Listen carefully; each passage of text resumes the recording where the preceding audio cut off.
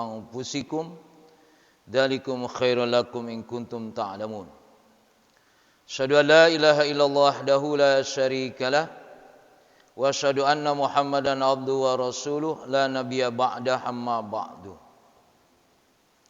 Alhamdulillah, kita bersyukur kepada Allah Subhanahu wa taala.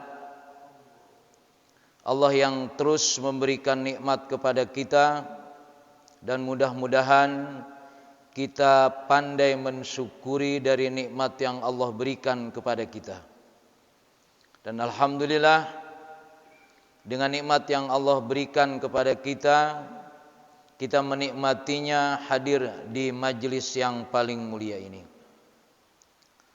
Salawat serta salam kita sampaikan kepada Nabi kita Muhammad sallallahu alaihi wasallam, Nabi yang menjadi uswah kita dalam menjalani hidup dan kehidupan ini. Jamaah yang dimuliakan Allah Subhanahu wa taala, pembahasan fikih kita pada malam hari ini, pada pagi hari ini kita lanjutkan kaitannya dengan haid dan istihadah. Ini masuk kepada bagian yang lebih dalam lagi nih. Wal aslu fi hadzal bab qaulu ta'ala wa yas'alunaka 'anil mahid. Pembahasan tentang haid ini karena Rasulullah ditanya sebagaimana firman Allah wa yas'alunaka 'anil mahid. Mereka bertanya kepadamu ya Muhammad tentang yang haid. Wal ahadits al-waridah fi dzalika sanadkuruha. Beberapa hadis nanti kita jelaskan kaitannya dengan haid ini. Wa tafaqal muslimun ala annal haid yamna arba'ata asya. Orang yang haid itu tidak boleh melakukan 4 hal. Ini buat ibu-ibu sudah tentu. Ahaduha fi'lus shalah wa wujubiha. Kaitannya dengan salat. Ibu-ibu yang haid tidak boleh salat. Makanya sebagian ibu-ibu yang mereka terbiasa melaksanakan ibadah salat terutama qiyamul lail, lalu karena haid biasanya rada macet setelah suci nanti. Karena ketika suci dia bangun jam 3 sebelum subuh. Begitu haid bangunnya jam 5-an lah gitu. Jadi untuk mengembalikan kebiasaan itu tidak mudah, Pak. Makanya kalau kita yang sudah terbiasa bangun subuh ini, Masya Allah ya, jadi lebih ringan, lebih menikmati. Makanya nanti jangan dicoba-coba, hari ini enggak sholat subuh berjamaah dulu, jangan ya, nikmati. Yang kedua, annau yamna fi'la shaum. Yang kedua, bagi yang haid tidak boleh berpuasa. Ada 2 hal yang membedakan jamaah yang dimuliakan Allah Subhanahu wa taala. Ketika seorang ibu haid, dia tidak sholat dan tidak boleh sholat. Tapi ketika nanti suci tidak perlu diqadha. Tapi kalau puasa, ketika dia puasa di bulan Ramadan, dia haid, dia tidak boleh puasa, tapi puasanya harus diqadha. Nah, itu bedanya di situ. Ya. Kenapa kalau sholat tidak diqadha dan puasa diqadha? Li hadisi Aisyah as-sabit anna qalat kunna nu'maru bi qada'i shaum wala nu'maru bi qada'i shalah. Dari Aisyah dikatakan kami diperintahkan untuk mengqadha puasa dan kami tidak diperintahkan untuk mengqadha salat. Artinya ketika haid dia tidak salat, kemudian tidak diqadha. Ketika haid dia tidak saum tapi harus diqadha. Tapi ada yang berpendapat begini, ibu-ibu mestinya dia jam 12 waktu dhuhur harus sudah sholat. Sholatnya jam 1. Boleh nggak? Boleh nggak sholat dhuhur jam 1 ibu-ibu? Boleh. Tapi begitu dia mau sholat, haid. Kalau tadi dia jam 12 sholat, dia tidak haid. Tapi begitu dia sholat jam 1, keburu datang haid. Ada yang berpendapat kalau yang seperti itu dia harus qadha. Karena dia menunda. Kalau dia jam 12 setengah 1 sholat enggak haid dia, maka dia melaksanakan sholat. Tapi karena ditunda sholatnya, akhirnya haid. Maka kalau kasusnya seperti itu, maka ada yang berpendapat supaya diqadha. Ini kaitannya qadha salat. Yang kedua, qadha salat itu masyru'. Kapan dilakukan qadha salat? Pertama, kalau dia lupa. Kedua, kalau dia ketiduran. Biasanya yang ketidurannya sholat apa? Sholat subuh. Ya, kalau ketiduran sholat subuh, tapi ketiduran itu sekali-kali bukan tiap hari. Ada pertanyaan begitu dulu. Ustaz, saya kalau subuh itu kesiangan. Bagaimana saya sholat atau tidak? Bangunnya jam berapa? Saya bangun jam 6, setengah 7. Ya harus sholat. Tapi kesiangannya tiap hari. Namanya apa Pak kalau kesiangan tiap hari Pak? Ya. Ya tapi tetap memang kalau itu amalan ditinggalkan tetap harus diqadha. Jadi qadha salat kalau kesiangan, kalau kelupaan atau ketiduran itu masyru', enggak ada khilaf.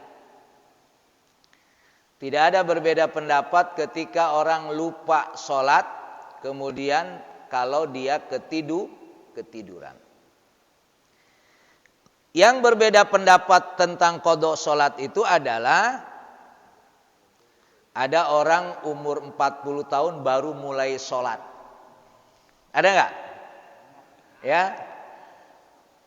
Umur 40 tahun baru mulai salat.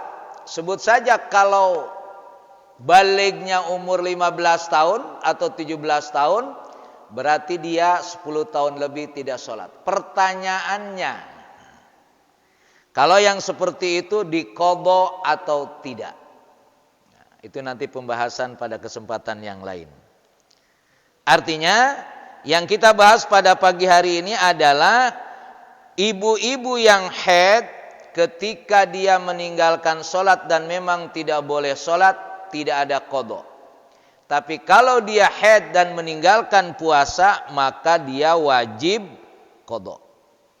Kunna nu'maru bi qadha'is shaum wa la nu'maru bi qadha'is shalah.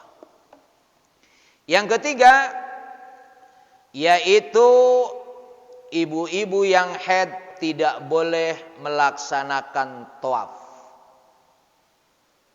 Li hadis Aisyah as-sabit hina amara Rasulullah antab al-kulamayab al-had ghairu tawaf bil bait. Ibu-ibu yang melaksanakan ibadah haji ketika dia haid, dia tidak boleh tawaf. Kalau wukuf boleh enggak?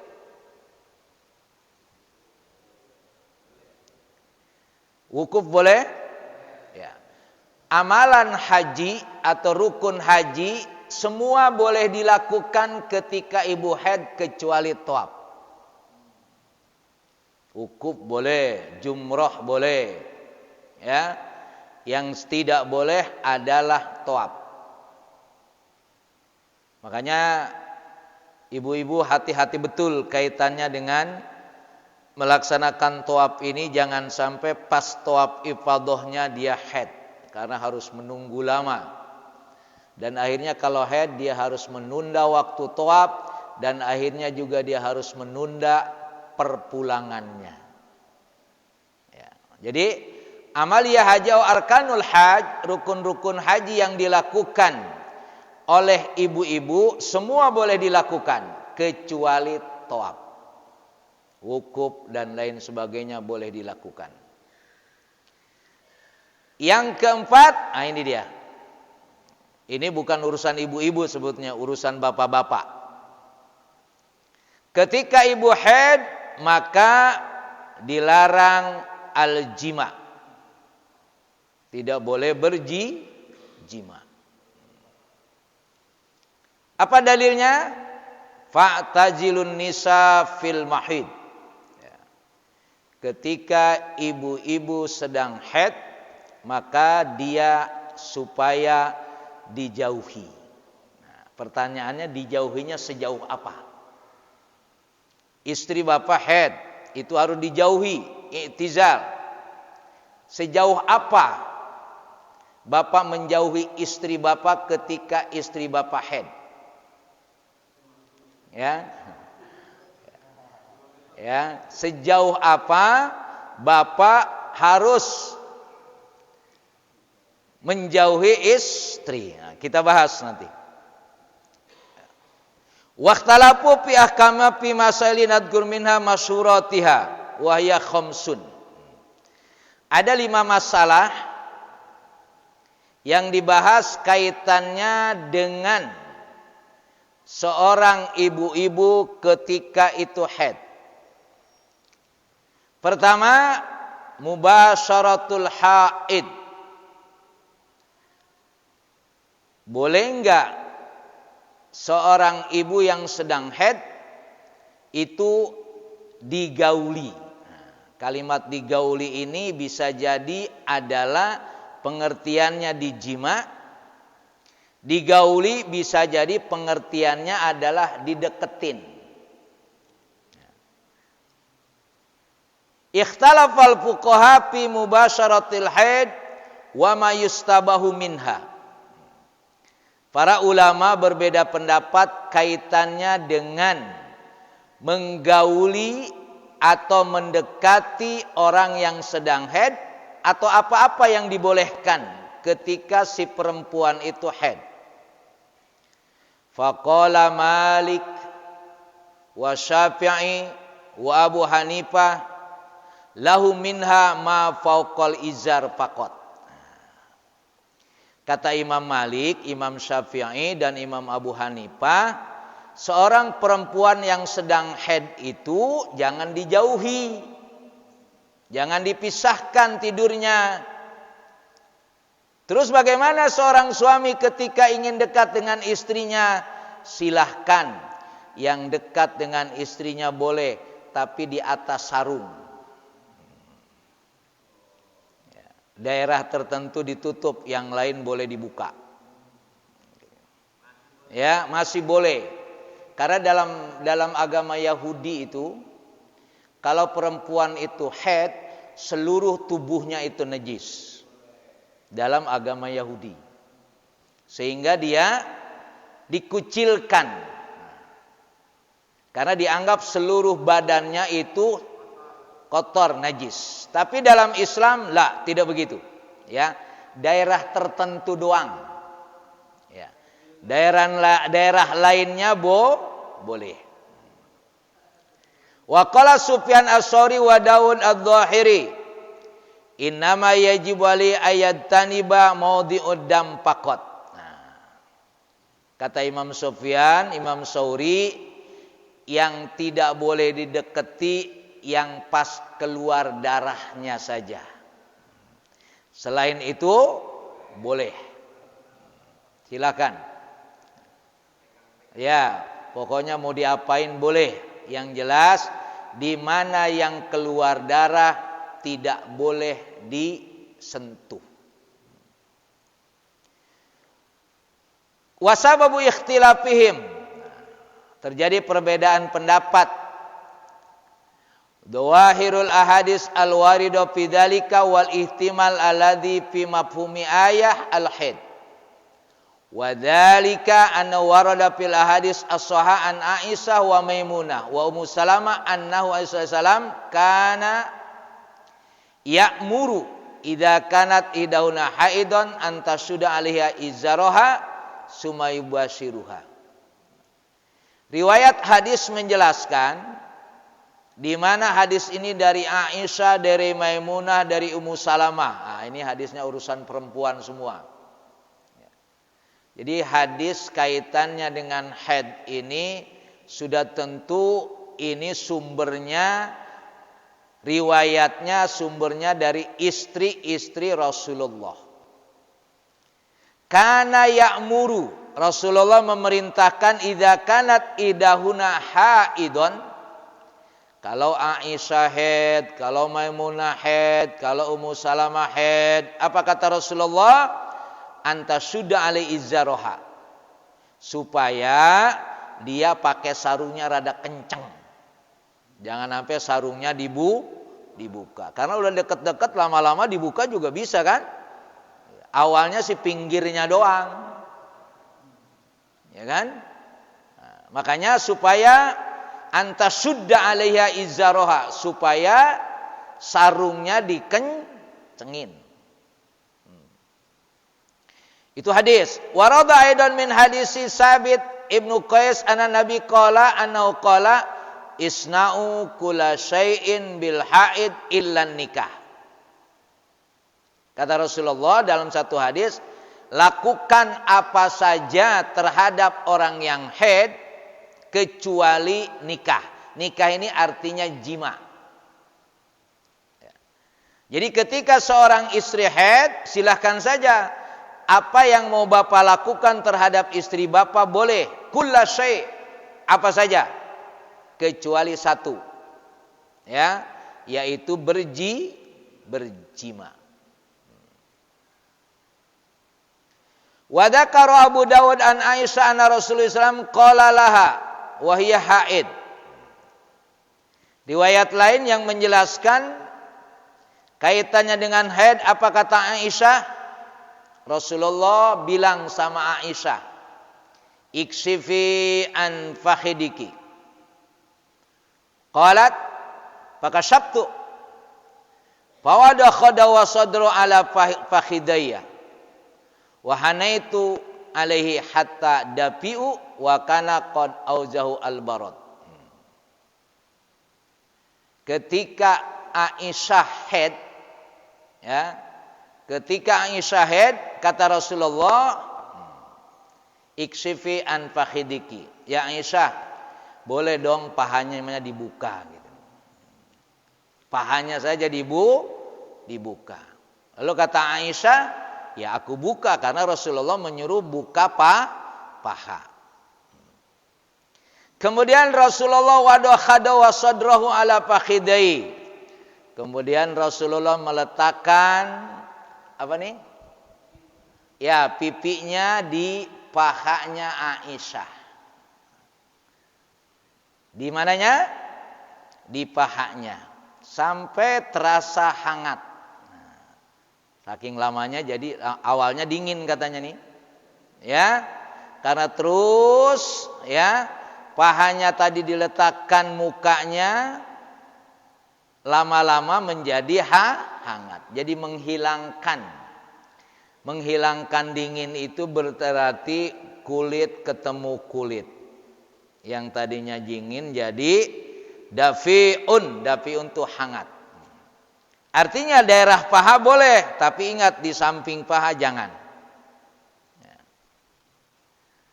Wa amal ihtimal ladhi fi ayatil haid fahuwa taraddad qaulu ta'ala. Qul huwa ada wa'tazilun nisa fil mahid. Kaitannya dengan haid ini, Allah menyatakan kul huwa ada. ketika ditanya yas'alunaka 'anil mahid, mereka bertanya kepada engkau ya Rasulullah. Qul, jawab. Huwa ada. Haid itu adalah penyakit. Fa'tazilun nisa fil mahid. Karena ketika perempuan itu sedang haid, maka supaya dia dijauhi. Itu teksnya seperti itu. Tapi hadis tadi boleh nggak dideketin? Boleh. Ya. Inilah perbedaannya, taraddad. Maka terjadi satu pemahaman. Quran menyatakan kul huwa ada, dia adalah penyakit dan supaya dijauhi.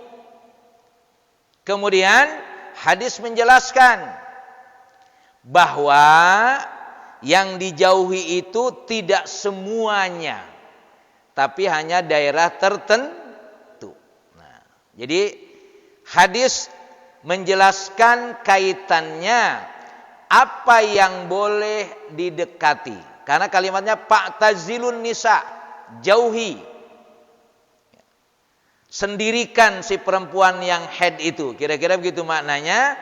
Tetapi riwayat dari Aisyah, riwayat dari Maimunah dan istri-istri Rasulullah justru tidak dijauhi.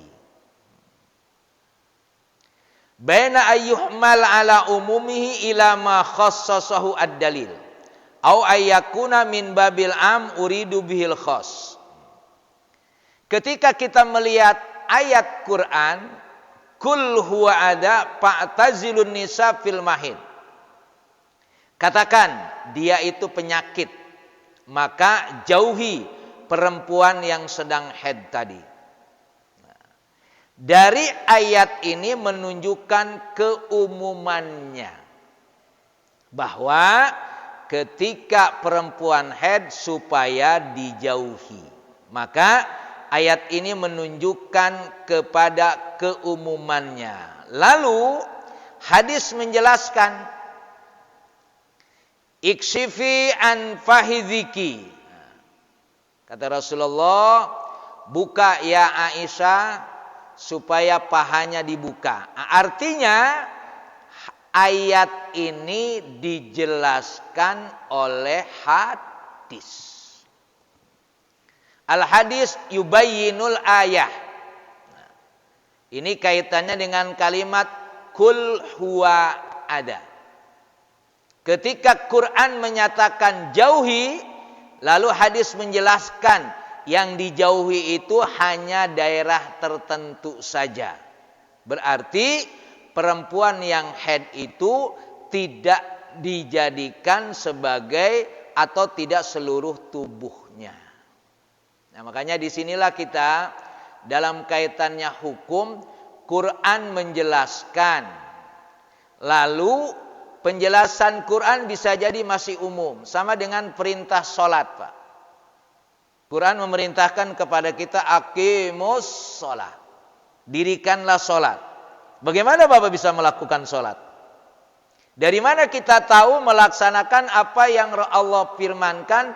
Aqimus sholat wa atuz zakah.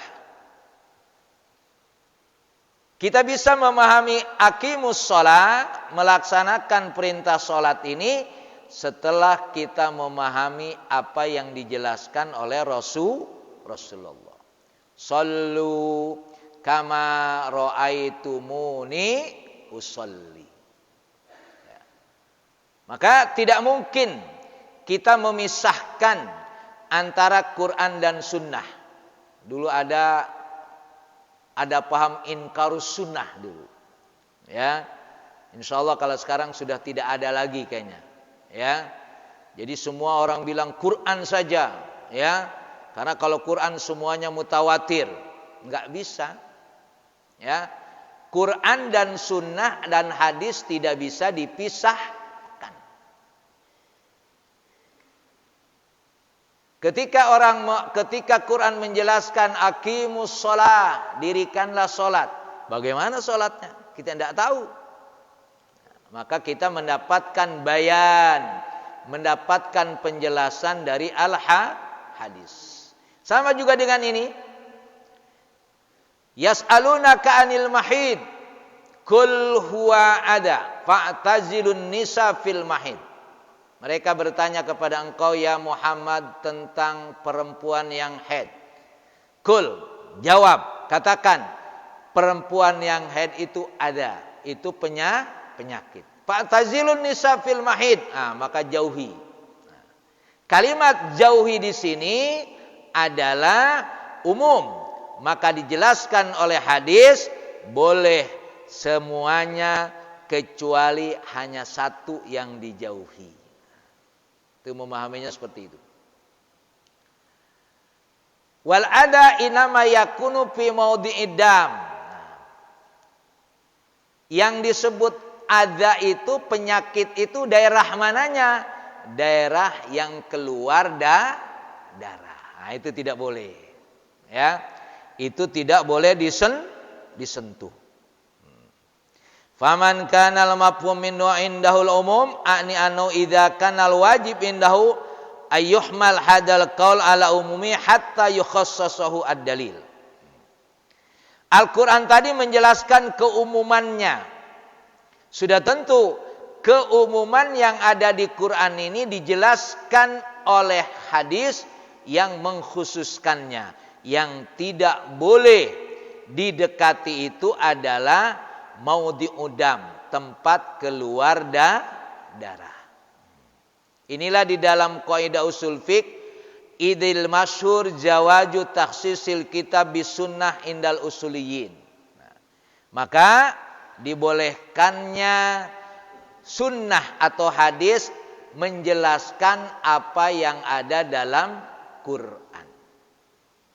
Sebetulnya sunnah Quran dengan Quran, Quran dengan sunnah, sunnah dengan Quran. Jadi Quran dan sunnah itu sebetulnya pada kasus tertentu saling menjelaskan. Apa yang terjadi pada Quran umum dijelaskan oleh hadis menjadi khusus dan begitu sebaliknya. Wa man kana indahu min babil am uridu bil khas rajah hadil ayah alal asaril mani'ah mimma tahtal izar. Tapi kalau yang berpendapat ayat ini ya sudah umum, maka berarti yang dekat-dekatnya pun tetap tidak boleh. Kalau yang berpendapat bahwa uridu bil khas, maka pengertian dari ayat Quran tadi kalau dia dijadikan adalah bagian yang khas, maka tetap tidak boleh didekati. Padahal tadi jelas ya penjelasannya ya, iksifi fakhadiki ya. Buka ya untuk supaya pahanya kelihatan. Ini yang berpendapat, ada yang berpendapat tidak sama sekali. Nah, sudah tentu ini adalah pendapat. Wa qawyu dzalika inda bil athar al mu'aridah lil asar al mani'ah mimma tahtal izar. Wa minan nasi marramal jam'u baina hadal asar. Maka ada yang berpendapat sudah kalau sudah haid pokoknya jangan dideketin. Kira-kira begitu. Bapak pilih yang mana? Pilih yang dideketin apa jauhin? Nah, jauhin. Ya, cuma tadi daerah yang satunya jangan dideketin. Terus supaya bisa deketin terus gimana? Kawin lagi berarti. Iya ini kan jawaban ini kan. Nah, jawaban. Makanya nanti kalau mau nikah lagi jadwal haidnya ditanya dulu, jangan sama. Ya, ya Bu. Ya Bu, maaf Bu, biar nggak ngantuk nih bapak-bapak nih. Wa baina bumil ayat ala hadal mana alladhi alaihi al-khitab al-warida faya huwa kaunuhu ada. Nah, jadi yang tidak boleh dekati itu ilatnya adalah ada, penyakit. Nah, ada yang mengatakan sama sekali tidak boleh, semuanya jangan dideketin. Yang kedua boleh dideketin kecuali yang hanya keluar darah. Fahumilal hadisil man'i lima tahtal izar ala karahiyah. Ada yang berpendapat boleh, ada yang berpendapat tidak boleh, ada yang berpendapat makruh. Udahlah, jangan dideketin, ntar malah kebablasan kira-kira gitu. Ya, makanya kalau udah mau deketin boleh saja, tapi harus siap-siap, jangan sampai kebablasan, karena tidak mungkin itu dilakukan. Makanya dikatakan sebagian berkata humila ahadisul man'i lima tahtal izar ala karahiyah. Boleh memang ya, di sekitar itu boleh didekati, tapi makruh. Jaga-jaga, sebab kalau sudah dekat nanti takut kebablasan. Itu dari teori hukumnya begitu. Karena kadang-kadang kan biasanya orang awal-awalnya cuma pengen tahu doang, ya, ngedeketin, akhirnya kebablasan. Makanya kalimat-kalimat yang memang itu akan terjadi itu biasanya bukan melakukan tapi menjauhi. Wala taqrabuz zina. Jangan deketin. Bukan wala taznu, jangan kamu berzina, kalimatnya tidak begitu. Ya. Jangan kamu berzina, tidak. Kalimatnya jangan kamu deketin hal-hal yang bisa melakukan zina. Maka kalau ada laki-laki dan perempuan misalkan naik motor berdua, ya, itu artinya apa? Mendekati zina. Kenapa ente kok belum nikah? Udah. Ya saya kan cuma deket aja Ustadz. Lagian juga nggak ada ser apa-apa. Berarti nggak normal ente. Jawabannya begitu tuh. Membela diri. Enggak, saya cuma nganter doang. Enggak ada ser apa-apa. Berarti ente nggak normal itu. Nggak mungkin lah perempuan dekat dengan laki-laki nggak ada ser. Nggak mungkin ya. Bapak-bapak aja masih ada sernya, apalagi anak muda. Nah itu perbedaannya, ya. Warajau ta'wilahum hada bianu qaddalat as-sunnah anolaysa min jismil haid syai'un najasun ila modi mudalika. Nah, makanya tadi perempuan yang haid itu tidak semua badannya, tetapi yang disebut ada, yang disebut penyakit itu, yang disebut yang kotor itu tidak seluruh badannya, tapi hanya daerah tertentu, mau diudam yang keluar darah. Ana Rasulullah Aisyah antana walau al khumrah wa hiya haid faqala ini haid faqala sallallahu alaihi wasallam inna haidatuki laysat bi yadiki. Rasulullah memerintahkan kepada Aisyah suruh ngambil sesuatu. Ambilin. Ya. Kata Aisyah, lah ana sedang haid. Nah, kata Rasulullah bahwa inna haidatuki laysat biyadiki.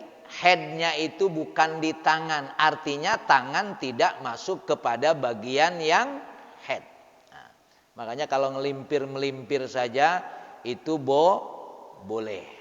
Hanya daerah tertentu saja. Walaupun tadi pendapat ada yang bilang makruh. Kalau memang kemungkinan tidak kebablasan boleh saja, ya, takutnya.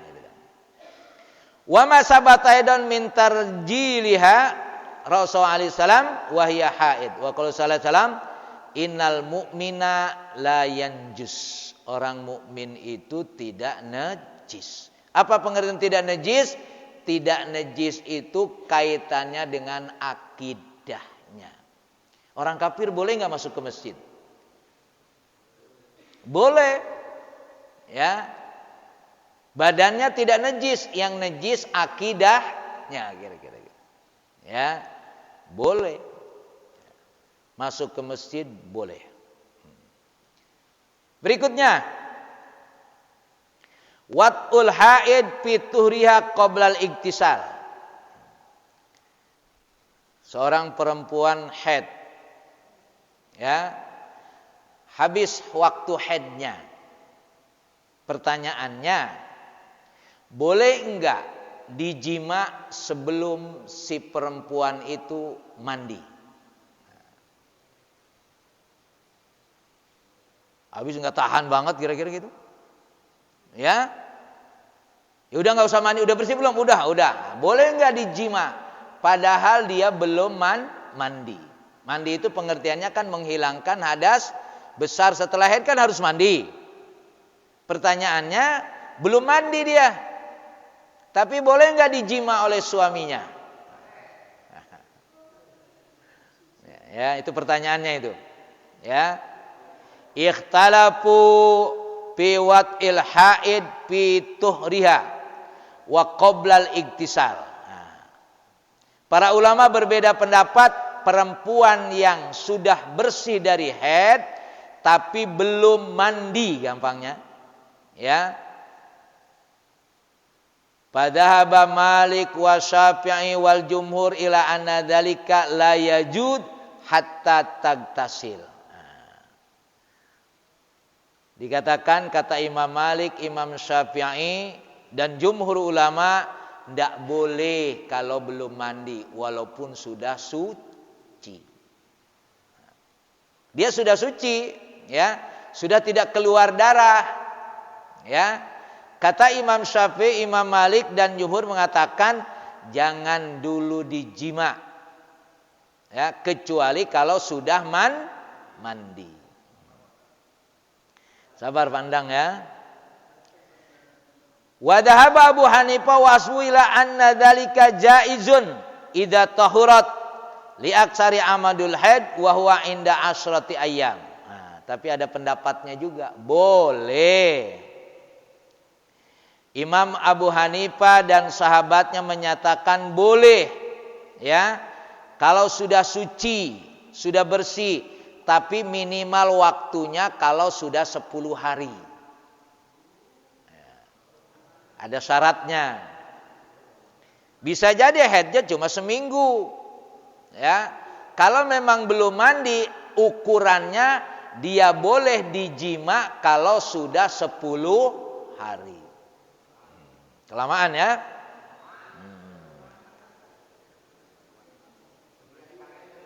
Wa dhahabal Auza'i ila anna in ghusulat farjaha bil ma' jaza wat'uha. Tapi ada yang berpendapat boleh langsung. Imam Auza'i mengatakan kalau dia sudah suci cukup dicuci saja, boleh digauli. Kenapa demikian? Kullu ha'in tahurat mata taharat. Karena dia haid, tapi setelah itu waktu haidnya sudah habis, berarti sudah suci. Ya. Haidnya sudah habis waktunya, berarti berarti sudah suci. Kalau sudah suci kata Imam Auza'i boleh, wong udah suci. Ya. Emang dari kemarin nungguin kira-kira gitu ya. Maka Imam Auza'i mengatakan walaupun dia belum mandi boleh, karena kullu haidin taharat mata tuhirat. Karena kalau sudah dia suci berarti suci. Jadi mandi tidak menjadi syarat menurut pendapat Imam Auza'i tadi. Karena intinya kan tadi adalah haid. Haid itu penyakit ketika keluar darah. Kalau sudah tidak keluar darah berarti suci. Itu pendapat yang ketiga. Kenapa mereka berbeda pendapat, jamaah yang dimuliakan Allah Subhanahu wa taala? Al-timal alladzi butala faida tataharna fa'tuhunna min haitsu amarakumullah. Kalau si perempuan itu sudah suci, ya, maka datangilah sesuai dengan apa yang diperintahkan oleh Allah. Kalimatnya kalau sudah suci. Sudah suci itu artinya apa? Kalau yang berpendapat Auza'i, kalau sudah tidak haid lagi. Ya. Di sini tidak dijelaskan harus mandi dulu, enggak ada. Ya. Kalimatnya fa idza tatahharna fa'tuhunna min isu amarakumullah. Nah, ayat ini yang menjadikan mereka berbeda pendapat. Halil murad bitti at-tuhrul ladhi huwa in qitadamul haid amit tuhri bil ma. Ayat ini menjelaskan apakah pengertiannya habis haid langsung boleh dijima atau mandi dulu baru dijima. Ada dua pengertian di sini. Ya. Kalimat faida tatahharna fatuhuna min huisu amarakumullah, apakah ayat ini menunjukkan in kita udamul haid, begitu haid selesai boleh digauli, atau at-tahru bil ma, yang namanya bersih ini bersihnya harus mandi terlebih dahulu. Tsumma in kana tahru bil ma fahal murad bihi tahrun jami'al jasad atau tahrul farji. Masyaallah. Oke. Sekarang maksudnya itu andaikan itu harus bersih dengan air dulu, apakah pengertiannya itunya saja yang dibersihkan sama air atau semuanya? Ini kadang-kadang ulama Masya Allah detail betul. Ya, jadi memahami Quran begitu detail, benar itu harus bersih. Nah, pengertian bersihnya itu bersihnya yang sedang keluar haid itu atau seluruhnya? Masih muncul dua pertanyaan lagi. Fa innat tuhra fi kalamil arab wa urfu syar'i ismun mustarak yuqalu ala hadis salasah limaani. Maka kalau bilang suci tadi, ente sudah suci belum kalimatnya? Sudah, pengertiannya berarti sudah tidak haid. Ente sudah suci belum? Sudah dicuci belum daerah yang keluar darahnya? Ente sudah suci belum? Sudah mandi. Jadi tiga pengertiannya suci di sini. Ya. Kalimat tuhrun tadi, tuhrun sudah tidak haid, habis masa haidnya. Kedua, tuhrun sudah dicuci daerah yang keluar haidnya. Ketiga, sudah semua dicuci seluruh badan. Itu pengertiannya kalimat dari kata-kata at-tuhru. Wa qad rajahal jumhur madhhabum bi anna sigatat tafa'ul innama tantalik ala ma yakunu min fi'lil mukallafin la ala ma yakunu min fi'li ghairihim fayakunu qawluhu fa idza tatahharna adhar fi ma'nal gusli bil ma'i minat tuhri alladhi huwa in kita udam. Karena ada tiga pengertian tadi, maka ulama mengambil salah satunya, pengertiannya suci itu adalah berarti suci seluruhnya dengan sudah mandi. Wal adhar yajib al-mas'i ilaihi hatta yadullah dalil ala khilafihi. Itu dalilnya satu, tapi pendapatnya berbeda. Maka ketika jumhur mengatakan yang dimaksud dengan suci tadi adalah suci keseluruhannya dengan cara sudah mandi.